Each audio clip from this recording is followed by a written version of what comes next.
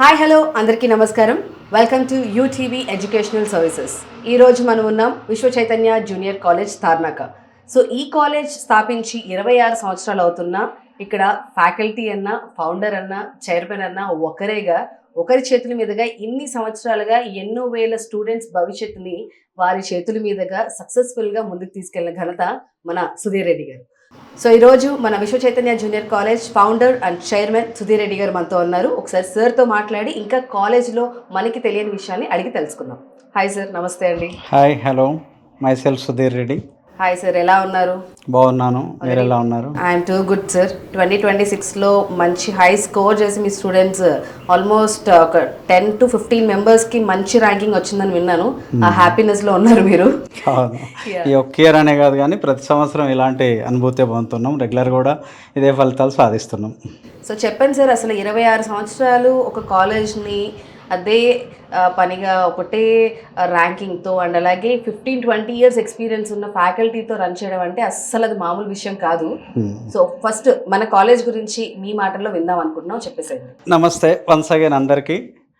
మా సంకల్పం విద్యార్థి భవిత నిర్మాణం, మా విశ్వ ప్రయత్నం జగతి చైతన్యం కోసం అంటూ విశ్వ చైతన్య టైటిల్తో 2000 సంవత్సరంలో కళాశాలను స్థాపించి గత 26 సంవత్సరాలుగా సమాజ అభివృద్ధిలో మా వంతు పాత్ర అనే దృఢ సంకల్పంతో సమాజానికి సాధ్యమైనంత మంచి పౌరులను అందించాలనే సంకల్పంతో మేము చేస్తున్న ఈ ప్రయత్నంలో మాకు సపోర్ట్ చేస్తున్న ఎంతోమంది పేరెంట్స్కి, స్టూడెంట్స్కి, వెల్విషర్స్కి అందరికీ కృతజ్ఞతలు చెప్తూ 26 సంవత్సరాల క్రితం ఏ సంకల్పంతో అయితే కాలేజ్ స్టార్ట్ చేసి నడుస్తున్నామో ఇప్పటికీ అదే విలువలతో అదే సంకల్పంతో నడుస్తున్నందుకు ఎంతో సంతృప్తితో ముందుకు సాగుతున్నాము.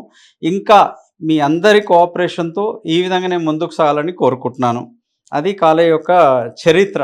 సో మీరు ఆల్రెడీ మన విశ్వ చైతన్య జూనియర్ కాలేజ్ని VCJC అని చేసి దానికి కూడా ఒక క్యాప్షన్ ఇచ్చారు. అది నేను చెప్పడం కంటే మీరు చెప్తే ఇంకా బాగుంటుంది. VCJC అంటే విశ్వ చైతన్య జూనియర్ కాలేజ్లోనే అంటే మేము ఏమైతే కాన్సెప్ట్ ఓరియంటెడ్గా బిల్డప్ చేయాలని అనుకున్నామో, V for value, C for conceptual, J for joyful, C for commitment.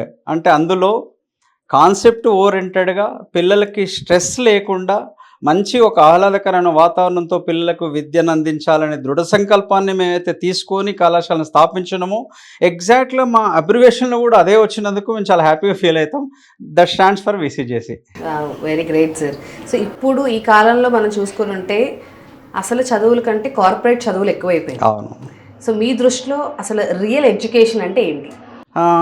ఒకటే విషయం నేను ఎప్పుడు నా పిల్లలతో కూడా మాట్లాడుతుంటాను. ఎడ్యుకేషన్ అంటే టెక్స్ట్ బుక్లో ఉన్నది చదువుకొని ఎగ్జామ్స్లో రాసి 90%, 80%, 95% మార్క్స్ తెచ్చుకొని ఉద్యోగం రాసి ఉద్యోగం సంపాదించుకొని నెలకింత పాకెట్ మనీ జీవితం సంపాదించుకొని భార్య పిల్లలతో గడపడం అనేది కాకుండా మనం జీవితాన్ని లీడ్ చేస్తున్నప్పుడు ప్రయాణంలో ఎన్నో ఒడిదుడుకులు ఎదుర్కొంటాం. కొన్నిసార్లు హ్యాపీగా ఉంటాం, కొన్నిసార్లు కష్టాలు ఎదుర్కొంటాం. At any moment the student, ఆ person must be ready to lead the life. That is my concept. అంటే ఎలాంటి పరిస్థితులు వచ్చినా కానీ అధైర్యపడకుండా జీవితాన్ని ముందుకు సాగించాలనే నమ్మకం ఏదైతే ఉంటుందో, ధైర్యం ఏదైతే ఉందో దాన్ని కల్పించజేయడమే రియల్ ఎడ్యుకేషన్. అంతేగాని మార్క్స్ ఇవన్నీ కాదు నా దృష్టిలో. That is what I can say that real education. So real education అనేది మార్క్స్లో, స్కోర్లో కాదు, నిజ జీవితంలో నుంచి ఎక్స్పీరియన్స్తో కూడిన ఎడ్యుకేషనే మన విశ్వ చైతన్య. జీవితం అంటే సమస్య లేకుండా ఉండదు. ఆ సమస్యలు వచ్చినప్పుడు పిరికి పందల్లాగా పారిపోయి ఇంకేదో చేసుకోవడం ఈ మధ్య నిత్యం చూస్తున్నాం. ప్రజెంట్ ట్రెండ్లో సూసైడ్స్ అనేది చాలా కామన్ అయిపోయింది. దాని దరిదాపులకు కూడా పోకుండా ఎలాంటి ప్రాబ్లం వచ్చినా ఒత్తిడి లేకుండా అధిగమించి yes I can do this.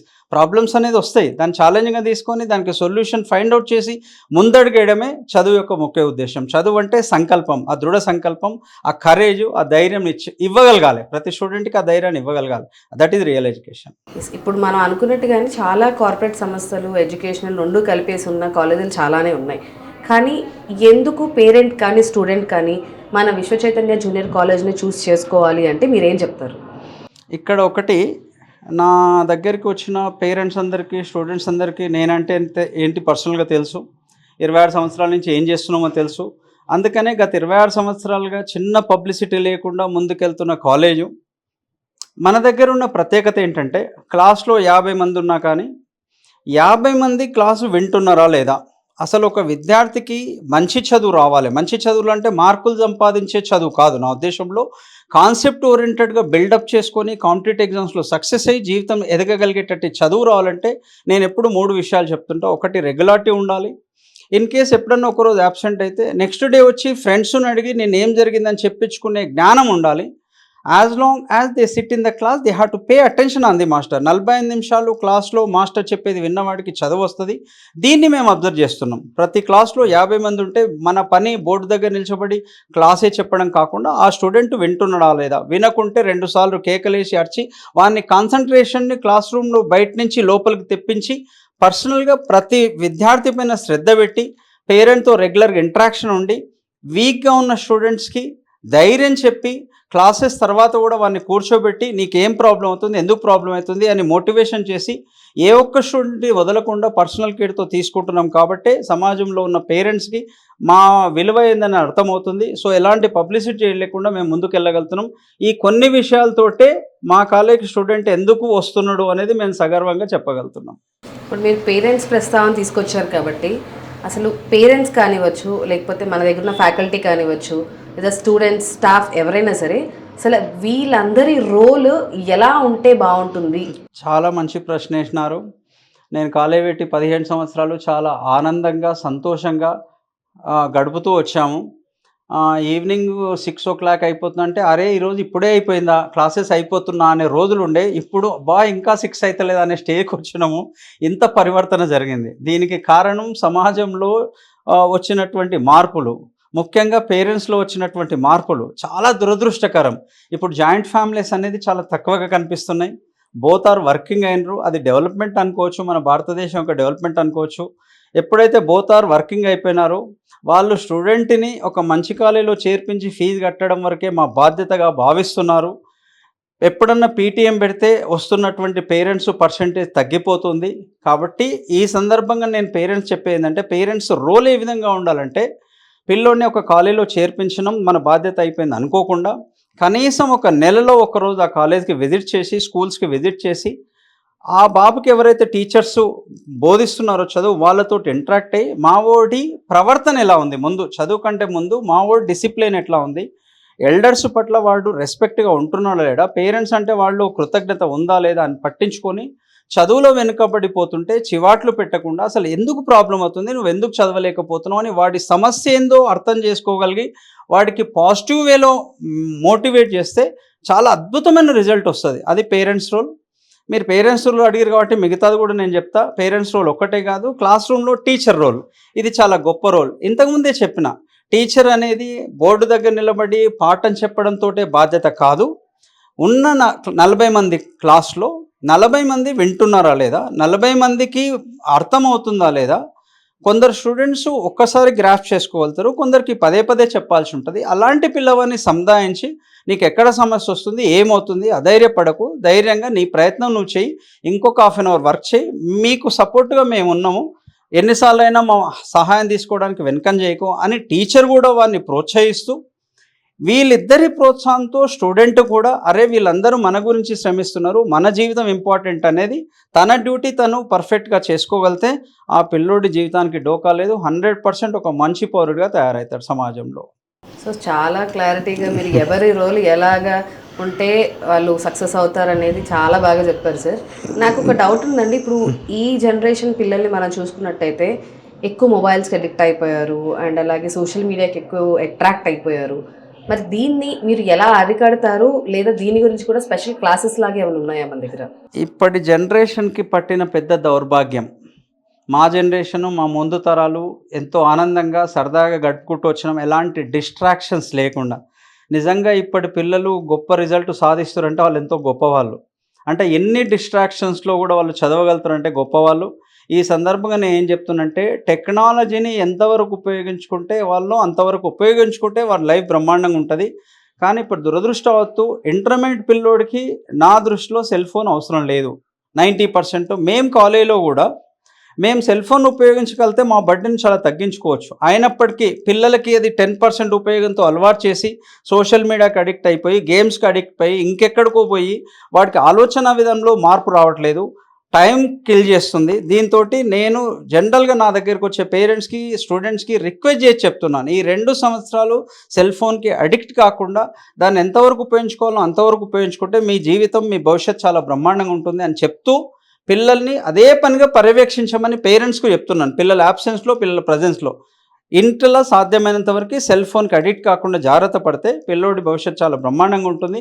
కాబట్టి అందరికీ నా విన్నపం ఏమిటంటే సోషల్ మీడియాను, ఈ టెక్నాలజీని ఎంతవరకు మనకు అవసరం ఉందో అంతవరకు వాడుకుంటే బ్రహ్మాండంగా ఉంటుంది. సార్ ఇప్పుడు ఈ ఇయర్ కనుక మనం చూసుకున్నట్లయితే 2026లో శశికుమార్ 1000కి 991 స్కోర్ చేశారు. ఇలా చెప్పుకుంటూ పోతే ఇందాక నేను ఇంట్రడక్షన్లో చెప్పినట్టుగా ఒక 10-15 మంది హైయెస్ట్ స్కోర్ చేసిన స్టూడెంట్స్ ఉన్నారు. సో ఈ హైయెస్ట్ స్కోర్ చేయడం వెనకాల మీరు అంటే మీ ఫ్యాకల్టీ కావచ్చు, మీరు కాబట్టి మీరు ప్లే చేస్తున్న రోల్ ఎంతవరకు ఉందనుకుంటున్నారు? నేను ఇంతకుముందే అడిగారు మీ కాలేజీని ఎందుకు సెలెక్ట్ చేసుకోవాలని. మీరు ఏదైతే 10-15 మంది అన్నారో అది కాకుండా నా దగ్గరకు వచ్చే పేరెంట్స్లో 100కి 100 మంది శాతం పేరెంట్స్ హ్యాపీగా ఉన్నారు. అంటే వాడు 90% అయ్యుండొచ్చు, వాడికి 50% అయ్యుండొచ్చు. బట్ పేరెంట్స్ ఏం గుర్తిస్తున్నారంటే మాలో లోపం లేదు, ఏదైనా లోపం ఉందంటే కూడా మనం పేరెంట్ తో మాట్లాడాము. అబ్బాయికి 10th లో కంపేర్ చేసుకుంటే ఇంటర్ లో చాలా పికప్ అయ్యారు. ఆ పిల్లవాడు అరవింద్ గౌడ్ అని, వాళ్ళ ఫాదర్ హరీష్ అని 20 ఏళ్ళ కింద డిసైడ్ అయ్యండి. 20 సంవత్సరాల క్రితం నా కొడుకు ఇదే కాలేజీలో చదివించాలి అని డిసైడ్ అయ్యిండు. అలాంటి మాటలు విన్నప్పుడల్లా మాకు ఎనలేని ఉత్సాహం వస్తుంది. ఎప్పుడైతే చాలు ఇంకా విరమించుకుందాం అన్నప్పుడల్లా ఇలాంటి పేరెంట్స్, మా పాత పిల్లలు మాకు ఇచ్చే ప్రోత్సాహంతో ఇంకా ముందుకెళ్తున్నాం. ఈ సందర్భంగా మీకు ఒక విషయం చెప్తా. మీరు అన్నారు 10-15 పిల్లలు మంచి ర్యాంకులు అని కాదు, కానీ నా దృష్టిలో అందరికీ మంచి ర్యాంకులే వస్తున్నాయి. ఎందుకంటే నేను చూస్తున్నా నాకు వచ్చే పిల్లలు అంటే ఒక రాళ్ళు, అంటే ఏమాత్రం ఎదగని రాళ్ళు. ఎందుకంటే ఇప్పుడు కొన్ని డబ్బులు కనిపించినా, కొన్ని మార్కులు కనిపించినా కార్పొరేట్ సెక్టార్ కనిపిస్తుంది. అవునుగా లక్షలు పెట్టి చదివించే వాళ్ళు అక్కడే వెళ్తున్నారు. మా దగ్గరకు వచ్చేది అతి సాధారణ పిల్లలు, అంటే ఆర్థికంగా వెనుకబడిన పిల్లవాళ్ళు, ఎడ్యుకేషన్ పరంగా వెనుకబడిన పిల్లవాళ్ళు. మా దగ్గరకు వచ్చే ప్రతి స్టూడెంట్ని నేను ఒక 10-20 నిమిషాలు ఇక్కడ ఇంటర్వ్యూ చేసి వాడి స్టాండర్డ్ ఎట్లుంది తెలుసుకొని పేరెంట్స్కి తెలియజెప్పి మళ్ళా స్టూడెంట్ని డిస్కరేజ్మెంట్కి పోకుండా నువ్వు ఇట్లున్నావు బాబు, పర్వాలేదు, మేము ఇక్కడ ఉన్నాం, వీఆర్ హియర్, డోంట్ ఫియర్, నీకు సాధ్యమైనంత వరకు సహకారం అందిస్తాం, కానీ నువ్వు నేను చెప్పినట్టుగా నా 2 ఏళ్ళు అని ప్రోత్సహిస్తూ మళ్ళీ వాడు ఎక్కడ డిసప్పాయింట్ అయ్యి అయ్యో నాకు చదువు వస్తలేదు అనుకుంటాడు, భయపడతాడేమని అది జరగనీయకుండా ఎంకరేజ్ చేస్తూ ముందుకెళ్తున్నాం. అందుకే ఎన్ని సంవత్సరాలుగా తట్టుకొని నిలబడుతున్నాం. అలాగే ఇప్పుడున్న ఈ కాంపిటేటివ్ ఫీల్డ్లో మీరు ఒక ఫ్యాకల్టీగా ఉన్నారు, ప్రిన్సిపల్గా ఉన్నారు, ఫౌండర్గా ఉన్నారు, స్టిల్ మీరు సబ్జెక్ట్ని టీచ్ చేస్తున్నారు. సో అప్పటికి ఇప్పటికీ ఎడ్యుకేషన్ సిస్టమ్ చాలా మారింది. సో ఇప్పుడున్న ఎడ్యుకేషన్ సిస్టమ్ మీద మీ కామెంట్స్ ఏంటి? చాలా కోపంగా ఉన్నా, దారుణంగా ఉన్నా. వాస్తవంగా చాలామందితో మాట్లాడుతున్నా. కార్పొరేట్ సెక్టార్ ఎప్పుడైతే ఎంటర్ అయిందో విద్యా వ్యవస్థలకి సర్వనాశనం అయిపోయింది విద్యా వ్యవస్థ. నేను చాలా క్లియర్గా చెప్తున్నా. నేను నా దగ్గరకు వచ్చే ప్రతి పిల్లవాడిని ఇంటర్వ్యూ చేస్తాను. ఇంతకుముందే చెప్పాను, A+B² ఫార్ములా అడుగుతా. అది 80% పిల్లలు కరెక్టే చెప్తున్నారు. బట్ దురదృష్టం ఏంటంటే ఏ ఒక్క స్టూడెంటు ఆ ఫార్ములా ఎందుకు వచ్చిందో చెప్పలేకపోతున్నాడు. ఇది కరెక్ట్ చదువు కాదు. నేను సమాజాన్ని మొత్తానికి ప్రశ్నిస్తున్నా. ఇది ఒక స్కూల్ పేరెంట్ టీచర్ మీటింగ్ వెళ్తే పేరెంట్ ఎంతసేపటికి మా పిల్లవాడికి ఎంత పర్సెంటేజ్ వచ్చిందని అడుగుతున్నాడు. 96, 97, 98, ఇంకా 2% ఎందుకు మిస్ అయింది అంటున్నాడు. ఏ ఒక్కరన్నా వాడి డిసిప్లిన్ గురించి, ప్రవర్తన గురించి, క్యారెక్టర్ గురించి మాట్లాడుతున్నారా? ఇక్కడ క్యారెక్టర్ చెడిపోతుంది. ఏ ఒక్కరన్నా 97% వచ్చింది కానీ నా పిల్లోడు బుర్రలో ఏముందని ఆలోచిస్తున్నాడా? ఆలోచన శక్తి డెవలప్ అవుతుందని ఆలోచిస్తున్నాడా? ఎప్పుడైతే ఆలోచన శక్తి లేకుండా బట్టి 97%, 98% వస్తున్నాడో వాడు సమాజానికి పనికిరాడు. అందుకనే ఇన్ని దారుణాలు జరుగుతున్నాయి, ఇన్ని సూసైడ్ జరుగుతున్నాయి. ఒకటే ప్రశ్నిస్తున్నా, A+B² ఫార్ములా వచ్చిన వాడికి ఆశ్చర్యం ఏంటంటే అది ఎందుకు వచ్చిందంటే పిల్లలు క్వశ్చన్ మార్క్ పెడుతున్నారు. ఇదేంది సార్, ఇది ఫార్ములా కదా, ఫార్ములాకి ఎక్కడ ప్రూఫ్ ఉంటుందని. అంటే దానికి ఒక ప్రూఫ్ ఉంటుంది, దానికి ఒక డెరివేషన్ ఉంటుంది, అది అందుకు వచ్చింది అని తెలిస్తే దాని తర్వాత వాడు ఎంతో డెవలప్మెంట్ చేయొచ్చు. చాలా ఈజీ కూడా అవుతుంది. దీనివల్ల ఏమవుతుందంటే మేము ఏంది నేర్పించినామో అది రాయగలుగుతున్నాడు.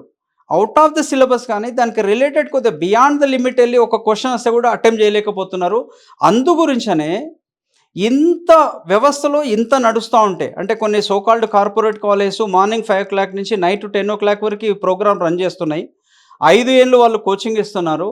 అయినప్పటికీ ఐఐటి అడ్వాన్స్ ఎగ్జామ్లో out of 360 more than 180 question marks వచ్చిన పిల్లలు not even 2000.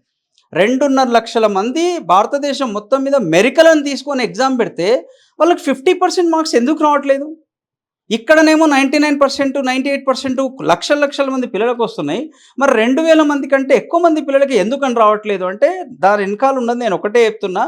Concept oriented learning చెప్పడం మర్చిపోయి, బట్టి విధానాల ద్వారా నేర్పించడం వల్ల ఏం నేర్పిస్తున్నామో అదొస్తుంది. సొంతంగా ఆలోచించుకునే కెపాసిటీ లేదు.